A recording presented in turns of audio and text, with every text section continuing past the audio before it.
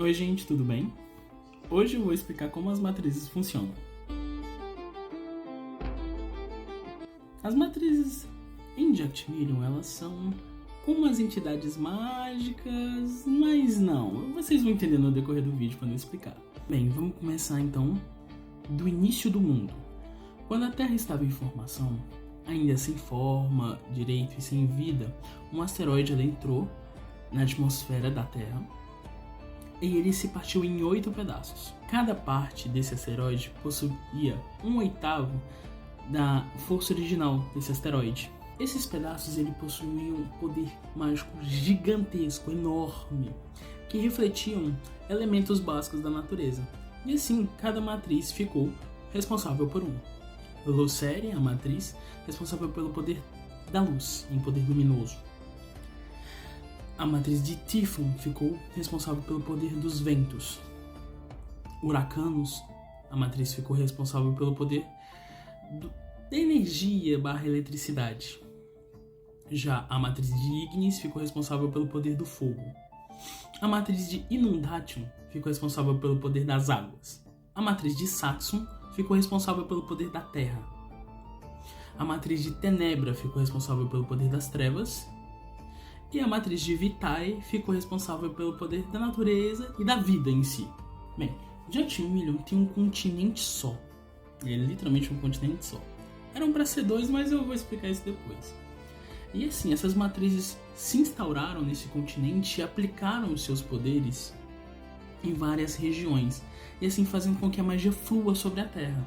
E criando criaturas mágicas, a magia influenciando essas criaturas mágicas e essas criaturas mágicas utilizando a magia a benefício próprio.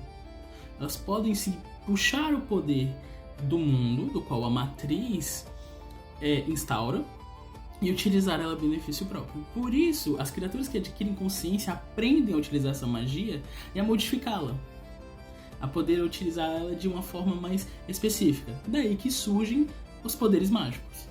Bem, pulando algumas guerras, porque eu não vou falar sobre isso hoje, não vou falar sobre a história exatamente, vamos falar dos papéis das matrizes. Bem, atualmente, cada matriz está posicionada em um reino, né? Menos a matriz de Tenebra, que está em uma dimensão própria, que é o submundo, mas a gente vai falar disso outra hora, não é o foco hoje. Cada matriz pode escolher um representante. Ele é escolhido a dedo justamente para representar essa matriz e comunicar com ela. Assim como a matriz utilizar esse porta-voz para se comunicar com o reino que cresceu ao redor dela.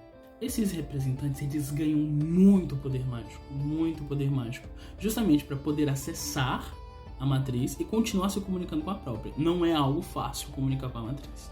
Realmente só quem consegue são criaturas de poder muito grande.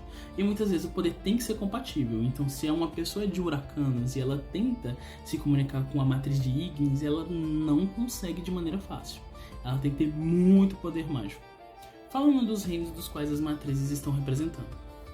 Lucere está no reino de Greylock. Typhon está no reino de Vox-Tocfé. Huracanos está no reino de Coelen. Ignis está no reino de Dorigon.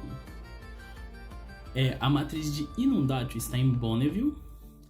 A matriz de Saxon está em Sanchez. A matriz de Tenebra, como eu falei, já está no submundo. E a matriz de Vitae está em Telis. O nome desses reinos é baseado na família real, né, que é fixo, é um nome fixo. E os membros da família real pegam o nome do reino para si.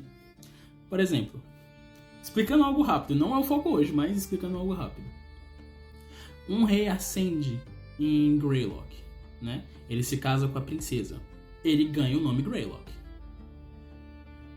E, posteriormente, alguns reinos têm um sistema diferente de como entra em ascensão.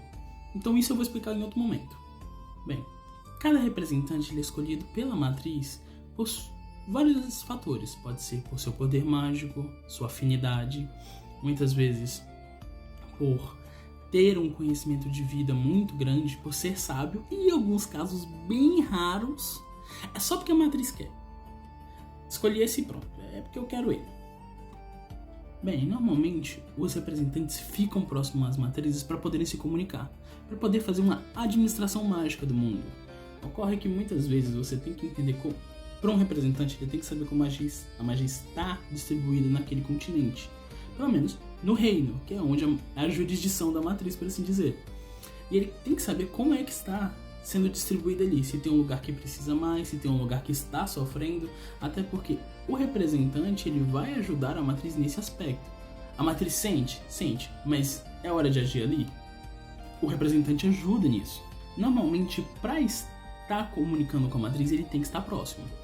Não é obrigatório um representante estar sempre próximo da matriz. Ele pode sair, ele pode viajar, ele pode ficar muito tempo fora, mas se comunicar com a matriz ele não pode, de longe. Eles têm que estar próximo. Outros papéis deles é entender como as pessoas influenciam na magia no local. Porque quando um representante observa problemas em que as pessoas instauram no lugar, pode ser que aquele uso de magia indevido acabe afetando a matriz. E ela acaba adoecendo. Observa-se que a matriz também adoece. Ela influencia no mundo mágico, mas também as pessoas influenciam em como a matriz vai ficar depois. Porque aquele uso indevido de magia, aquele uso indevido dos poderes ali, e é claro, morte local, e quando eu digo morte local não é só morte de pessoas ou outras raças que eu ainda vou explicar em outro vídeo, mas eu digo morte de animais, morte da natureza, destruição local e alguns outros aspectos podem fazer com que a matriz adoeça e o poder dela fique mais fraco. Temos um exemplo disso em Dorigon, mas isso não é para hoje também. Um novo representante ele é escolhido após a morte do anterior. Quando esse representante é escolhido, ele vai até a matriz para se tornar o seu próprio porta-voz. E fulano foi escolhido, mas não quer ser. Lamento. Você tem duas opções. A primeira, morrer. Você não vai deixar de ser representante. A segunda, ir embora. Eu não quero esse posto. Beleza, você pode não querer o posto. Vai embora. Não fica ali. Isso vai interferir na matriz no reino? Com certeza. Todas aquelas pessoas vão ficar com muitos problemas por falta de um representante da matriz. Até porque o representante literalmente comunica às pessoas o que a matriz está sentindo e o que precisa ser mudado. Sem isso, enquanto aquela pessoa viver, vai ser um problema. Porque ninguém vai saber o que a matriz precisa. As pessoas podem explorar e não saber que a matriz está adoecendo. As pessoas podem precisar de ajuda mágica e não conseguirem porque ele não está ali, a matriz está ali e não tem como se comunicar diretamente. É cruel, mas é a realidade de um representante. Bem, era isso, gente. Cada matriz ela é única e cada uma delas tem poderes únicos. Elas podem invocar guerreiros em casos de guerra, quando se sentem ameaçadas, quando é extremamente necessário. Cada uma tem um tipo de guerreiro próprio. Acho que isso não é papo pra hoje. Acho que isso é mais interessante quando eu for explicar a Guerra das Matrizes, quando elas guerrearam entre si, Eu explico isso melhor. Mas por enquanto é isso, gente. Muito obrigado por terem assistido até aqui e que as matrizes cuidem de suas almas.